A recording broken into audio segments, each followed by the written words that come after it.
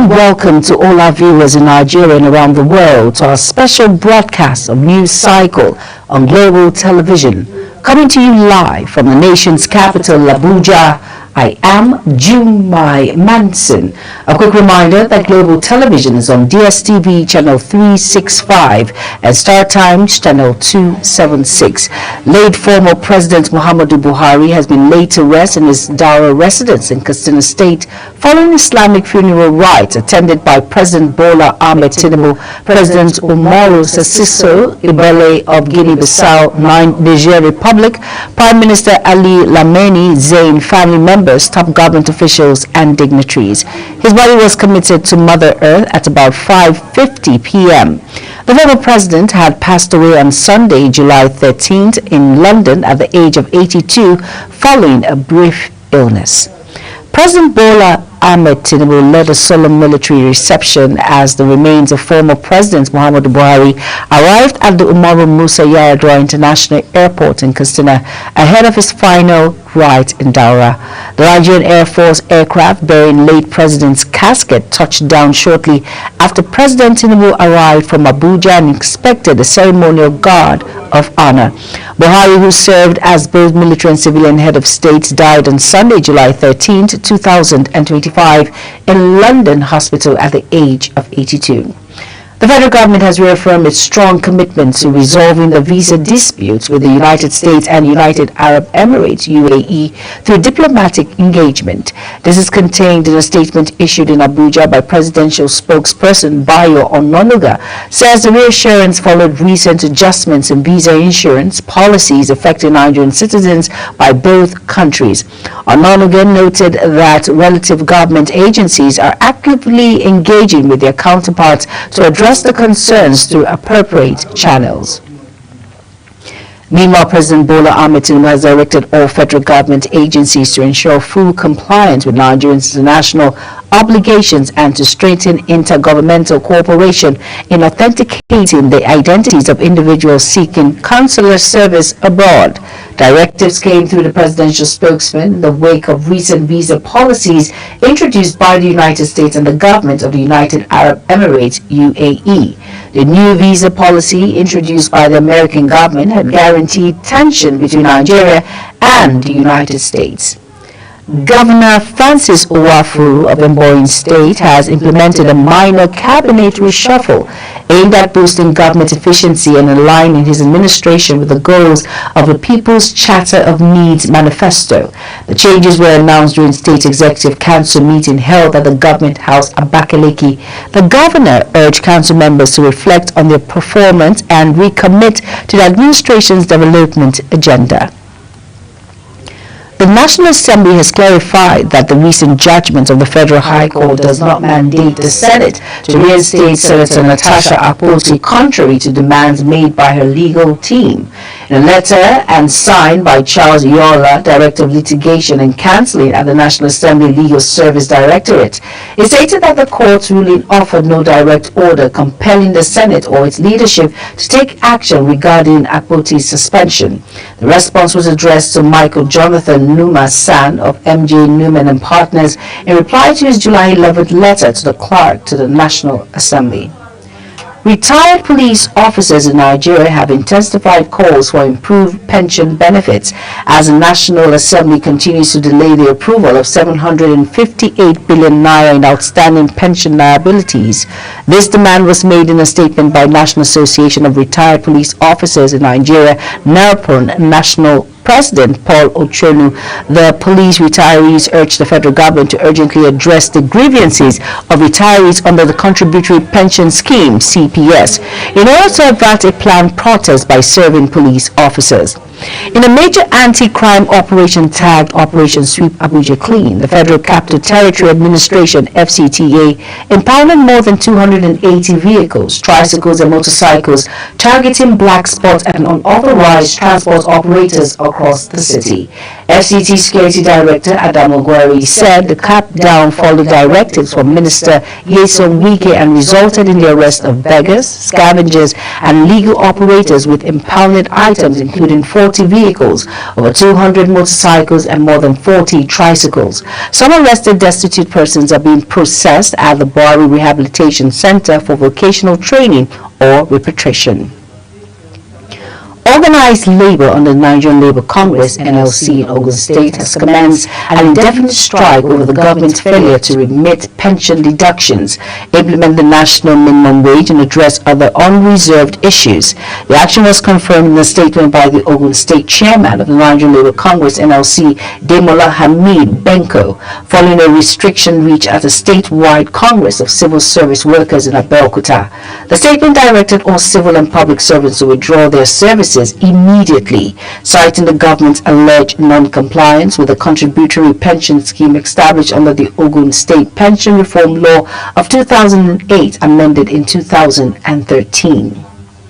Over on to the Southwest Caucus of Nigerian Medical Association (NMA) says its members may embark on strike if the unfavorable allowances introduced for doctors by the federal government are not withdrawn. The caucus, which comprises Osun, Oyo, Ekiti, Ogun, and Oyo states, stated this at a news conference in Osogbo by the caucus chairman, Dr. Adeshina Fasanu, says the recent circular issued by the National Secretary, Salary, Income, and Wages Commission concerning doctors' increased allowances is not a tandem with economic reality.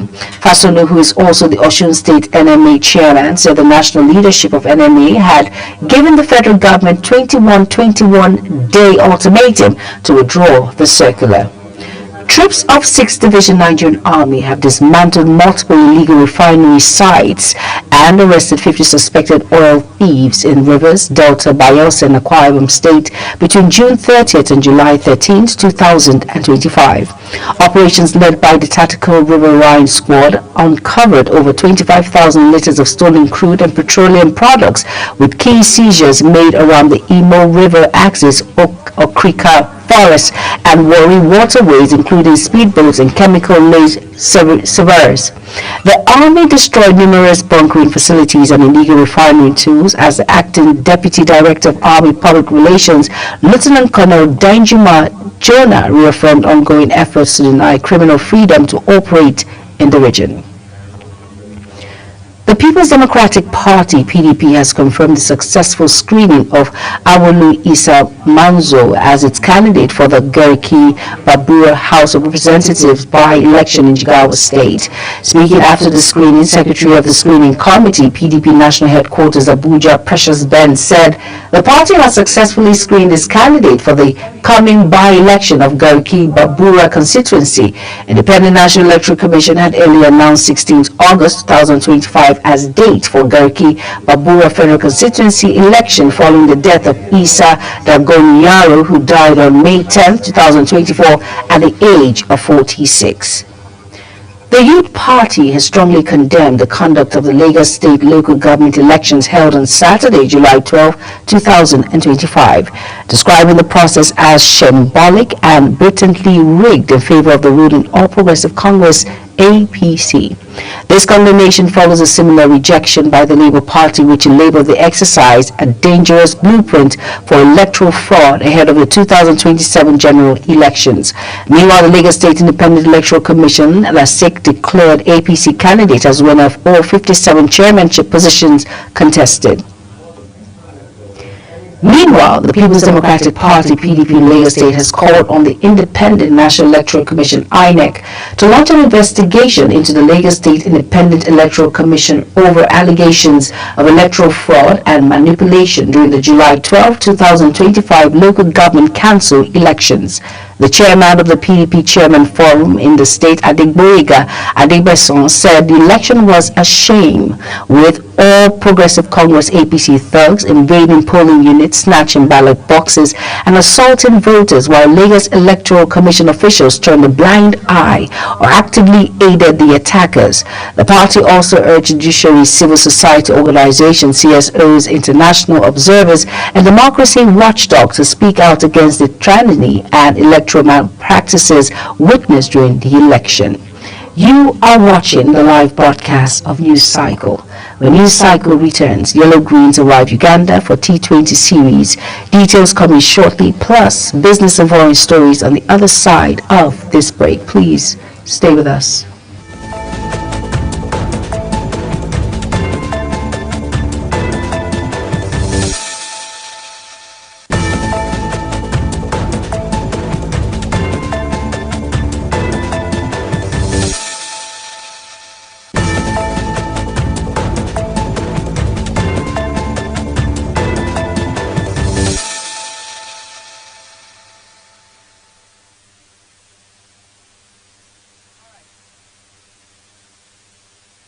You're welcome back, and if you're just tuning in, this is News Cycle on Global Television. Thank you for staying tuned. In business story now, the House of Representatives says the enactment of the Petroleum Industry Act, PIA 2021, has yielded remarkable results with more than $16 billion investment commitments and significant improvements in oil production. The Deputy Speaker, House of Representatives, Benjamin Carlos, stated this in Abuja at the 2025 General Council and Legal Advisors Forum of Midstream and Downstream Petroleum Companies in Nigeria. The forum, organized by the Midstream and Downstream Petroleum Regulatory Authority, has its theme as Advancing the Collaborative Compliance Culture in Nigeria's midstream and downstream petroleum sectors. The Bauchi State Government, in partnership with relevant organizations in climate-related areas, have formulated a climate policy aimed at combating the threat to food security in the state. Commissioner for Housing and Environment, Honorable Danlami Nkwali, stated this in a state in witnessing serious desertification and erratic rainfall patterns, which are reducing crop yields and threatening the livelihoods of the farmers. Kawali stated that Bauchi State climate change policy serves as a strategic roadmap to mitigate these impacts, build agricultural resilience, and ensure long-term food security. And now in our sports story now, Fuji Sai, the world's oldest known marathon runner, has died at 114 years after being hit by a vehicle in his village in Punjab, India. His biographer confirmed. Sai became a global icon after taking up distance running at age 89, completing marathons well into his 100s and inspiring many with his vitality and discipline. He carried the Olympic torch in 2004 and 2012 and was featured in ads alongside sports icons like Beckham and Muhammad Ali. Now that's it on Global TV News Cycle. A quick reminder that Global TV is on DSTV channel 365 and Star Times channel 276. Kindly follow us across all social media platforms I'm showing on your screen by using at Global TV NG. You can download the Global TV Nigeria mobile app for Android and iOS devices to keep track of our broadcast. I am Jumai Manson. Thank you for watching. Good evening.